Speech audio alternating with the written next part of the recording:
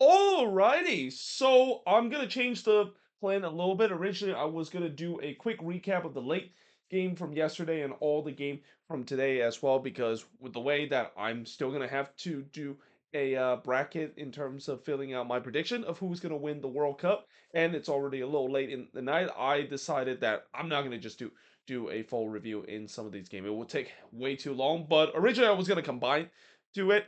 I'm not gonna do that. I'm actually just gonna do a quick recap in this video, and then in the next video I'll do my prediction of who exactly is gonna win the World Cup and my bad prediction in terms of who's gonna win the World Cup. Because yeah, I didn't really had a lot of thoughts in terms of when I fill in the bracket, because after all these games conclude it, that's when the bracket, of course, is finalized. So it's gonna be just kind of a quick thinking when I do that bracket, and almost kind of gone by my heart rather than what I'm really thinking of who exactly is going to move on to the next round and who eventually will win the World Cup.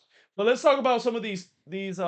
That is, these last couple of group stage game, as the group stage is concluded, and I think it's only fitting that the last game of this group stage would end in an absolute fireworks.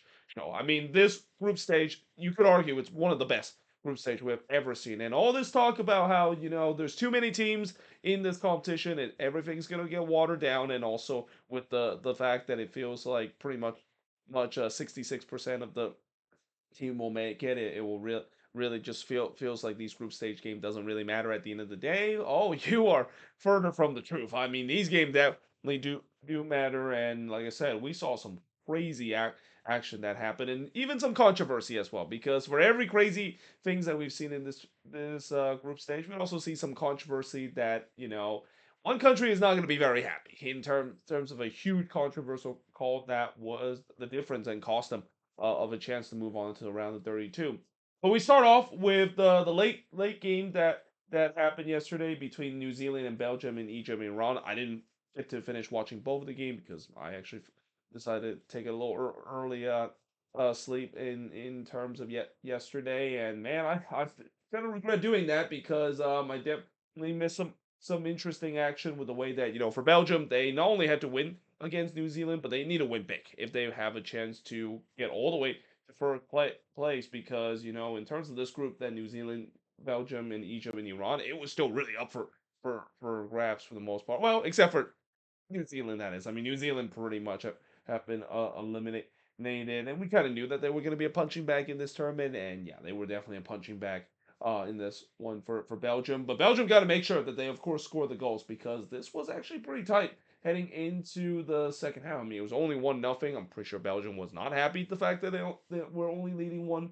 nothing up to this point. The only goal was scored by Leonardo Trossard, but they definitely put the pedal to the metal in the second half. Trossard scored another one in the 50th minute from Van Enken. Kevin De Bruyne then adds another one, but Isaiah just did make it a little bit interesting in the 84th minute. And that was a big goal too, because with that goal, all of a sudden Belgium found themselves back in second place in their group. They're no longer at the top of the group. They had to win, I think, by 3 goals in this one, and improve a 3 goal differential to leapfrog those two teams, that is Egypt and Iran, to finish first in the standings. And well, they waste no time to be able to rectify that, as Romelu Lukaku, how many times he has come big in terms of bailing out this Belgium team when they need it the most, and he did it here as well, from Raskin to make it 4-1, and most importantly put Belgium back at the top of their respective group. And then Salamanca just kind of make it a little bit of an insurance to make sure that Belgium does top the group, as he scored from Lukaku to make it 5-1 in this one for Belgium. So it's really the first time that Belgium kind of looked like the Belgium that we know of.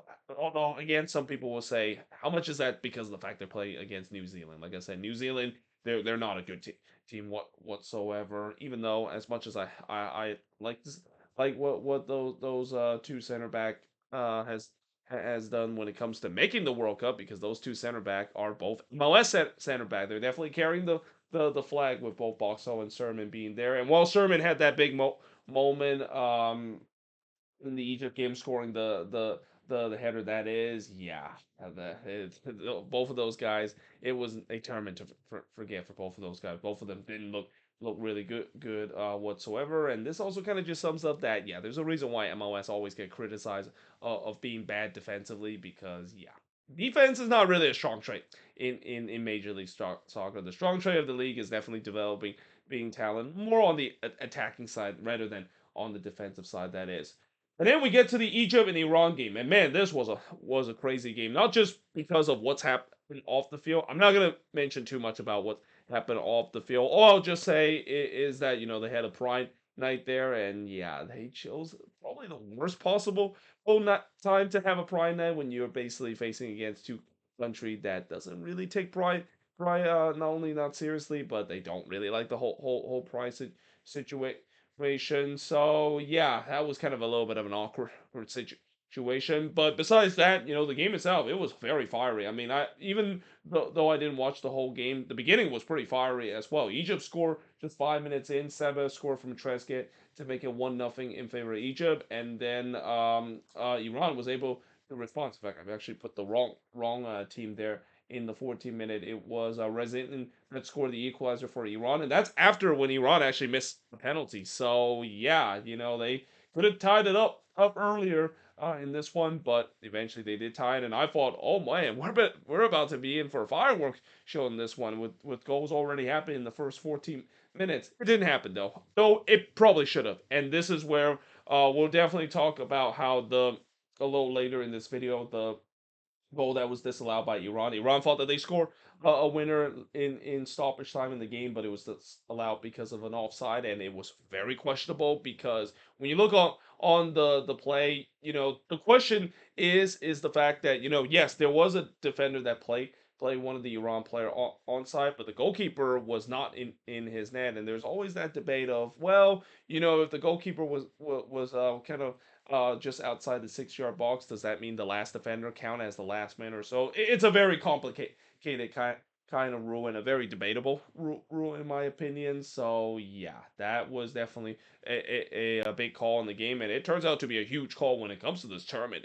itself because that call really changed, as I'll mention in just a bit, how big that controversial call changed the outcome of who actually move on and who actually miss out as those bubble team in the best third place finish.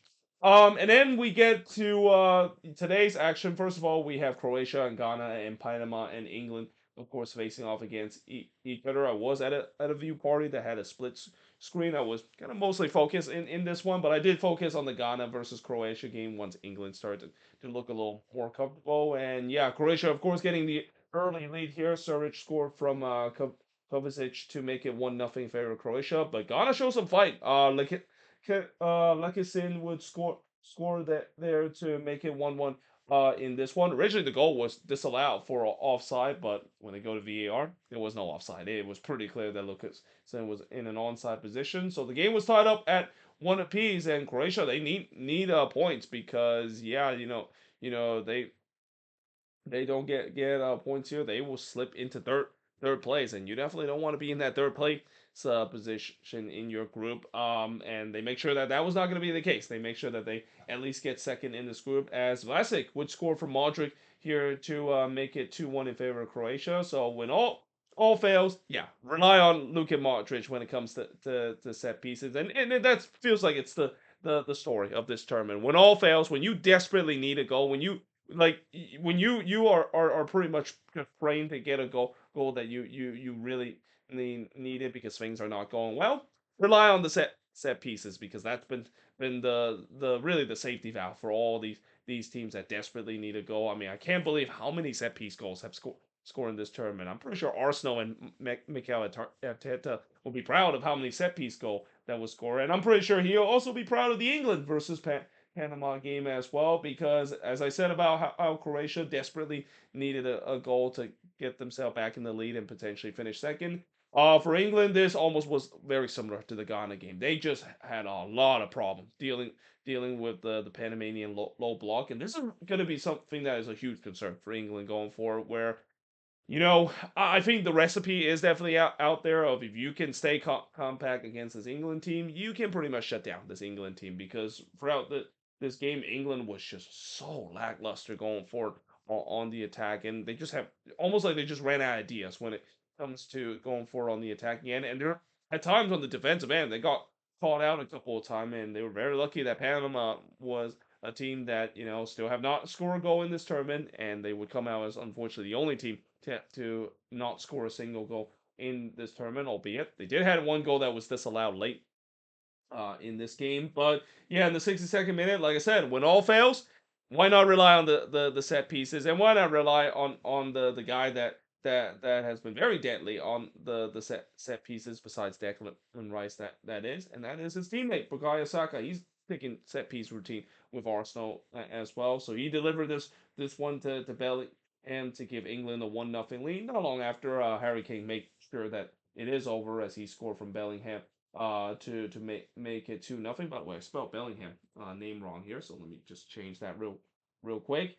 But yeah, that made it 2-0, and England would ride out to this 2-0 win, despite the Panama looked like they tried to make it interesting late in stoppage time, but they had a goal that was chopped off for offside, and yeah, again, not a very convincing performance by England. Really, besides the Croatia game, England has kind of looked really lackluster in this group stage. That's why I said after that Croatia game, why I said that as much as I know a lot of England fans saying it's coming home, I'm not going to say it just yet because I have seen this before where England can the next couple of games they don't really look good whatsoever, and right now they just don't look good, at all, especially going forward, which is kind of crazy to say because it feels like these last two games England's kind of had the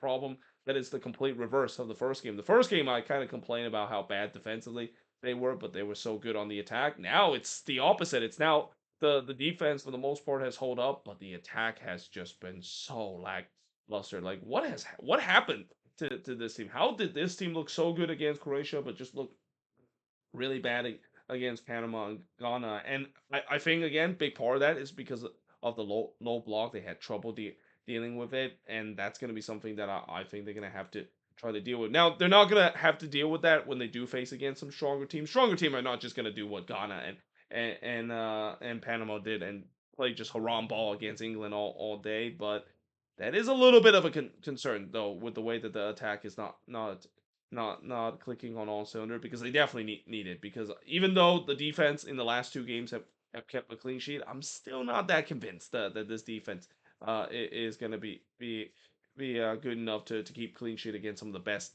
attacking team. I mean, we saw against Croatia how much it was a liability at times of how bad that defense was, and the attack, which was not sharp in the last two games, kind of bailed them out in the first one.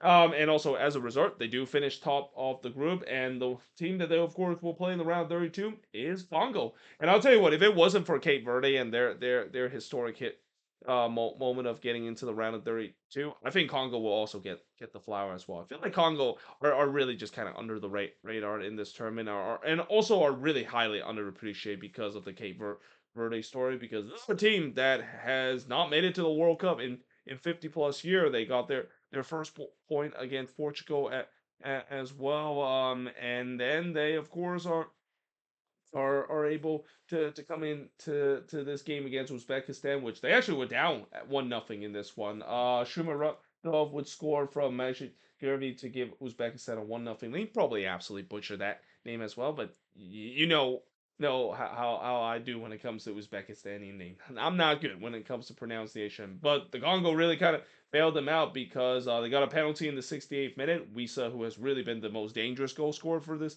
Congolese team. He scored from the spot there, and then Mayala did give Congo the 2-1 lead just 10 minutes later, and then Wisa making sure that it was secure with a free one result from Ilya to get that score, and as a result, they move on as a team that finished second in their group, and now the reward is get to play against England.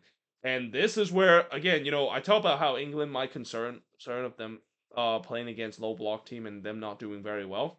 This is going to be the same thing again against the Congo. The Democratic Republic of Congo is a team that likes to go low block and also has threat on the set pieces. England's got to be careful because I know a lot of England fans maybe are already looking forward to the Mexico game and they might think that the Congo game is going to be an easy win.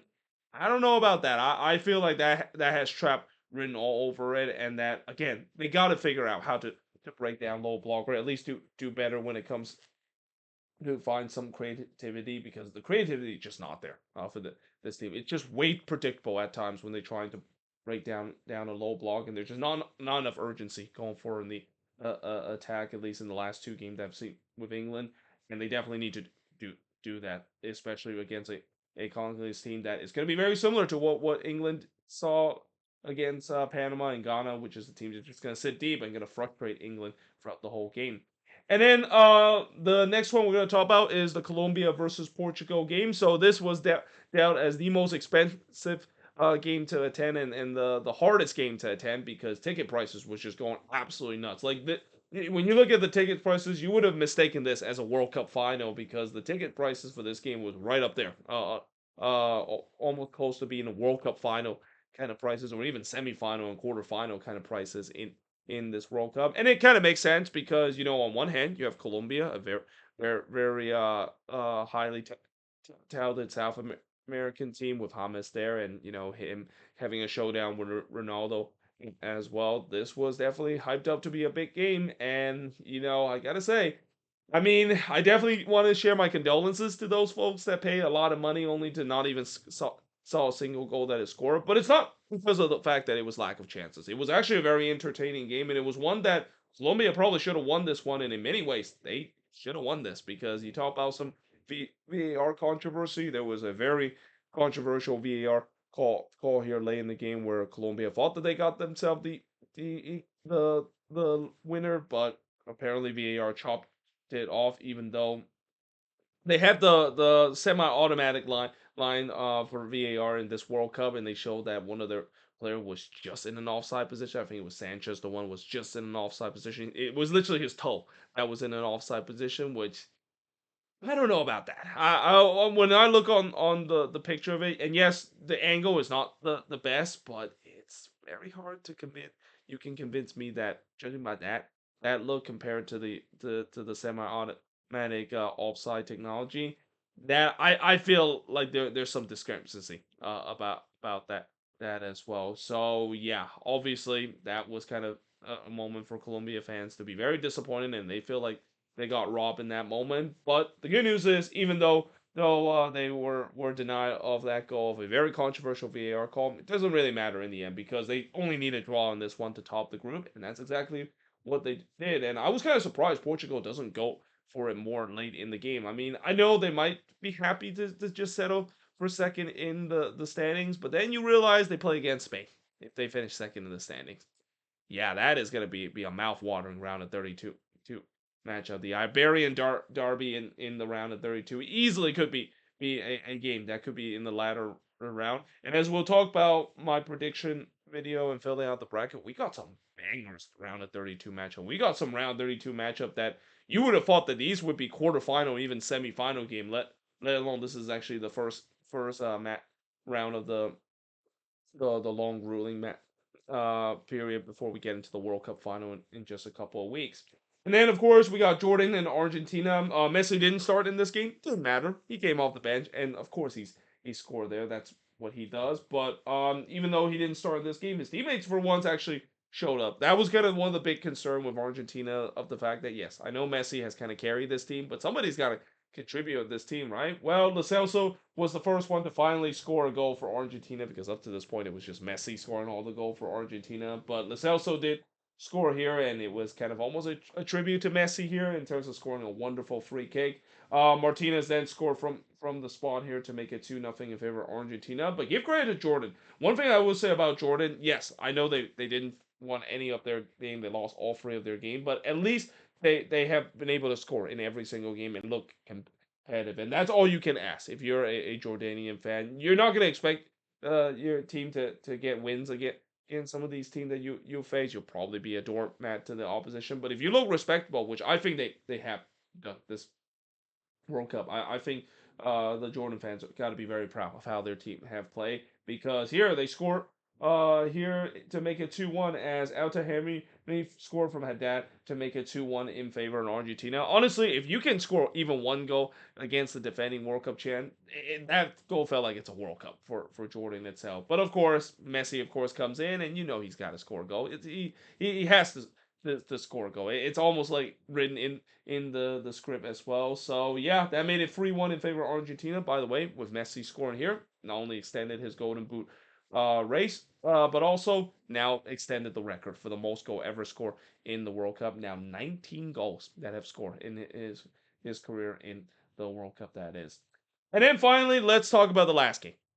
I mean, I honestly, this was World Cup after dark slash absolute carnage that we saw. And I thought everybody, coming into this game, everybody thought that this was going to be a boring game because both of these teams knowing that they're just going to play to a draw, knowing that that would be enough for both of them to move on, and that could be harder from the truth. I mean, this was just.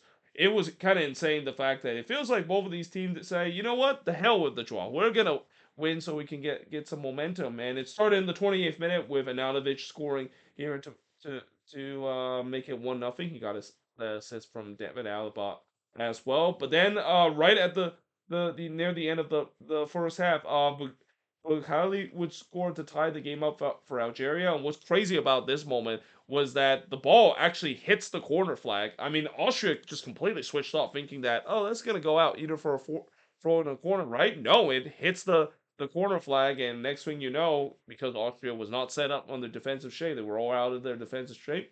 Algeria took advantage of it, and the game was tied up at one apiece. But that was just the beginning of the madness, because in the second half, this is when things really got crazy. Starting off with Sabitzer scoring from Leimer to make it 2-1 in favor of Austria, but then in the 66th minute, Real Morris would ties the game up. Feels like Real Morris kind of turned the clock back, and this was really one of the first time we've seen him made a huge impact to this Algerian side. But he scored from Aouari to tie the game up at two apiece, and then he scored again in stoppage time from Aouari, and this was kind of crazy because of the fact that they were kind of knocking the ball around. This is kind of when we started to see kind of the disgrace of Hee-Hong kind of moment where, if you remember back in '82 in that infamous game that Austria had against West Germany. After, I believe, was it West Germany that scored the goal or Austria that scored a goal? But either way, one of these teams score a goal, and it pretty much guaranteed both teams will move on into the next round and knock Algeria out. But yeah, that doesn't seem like was gonna be the case. It feels like maybe Algeria kind of remember what happened in that moment. So when they just kind of knock the ball around, they basically say, "Psych, we're just gonna go attack." And once again, Austria, they were not aware of it. They thought that Algeria was just going to play the string out as well, and the fans, they immediately whistle and boo the players for doing that. But Algeria said, "Psych, we're just gonna go forward," and just like that, it was 3-2. And at that point, Austria was out of the World Cup because Austria cannot lose this game. They had to get a draw or a win to move on. But then in the 6 minute stoppage time, and it feels very fitting. This was really the final game of this group stage, and of how crazy this group stage has been, and have so many memorable moments. I feel like it's only fitting the fact that we would have another goal, literally right at the end of the game.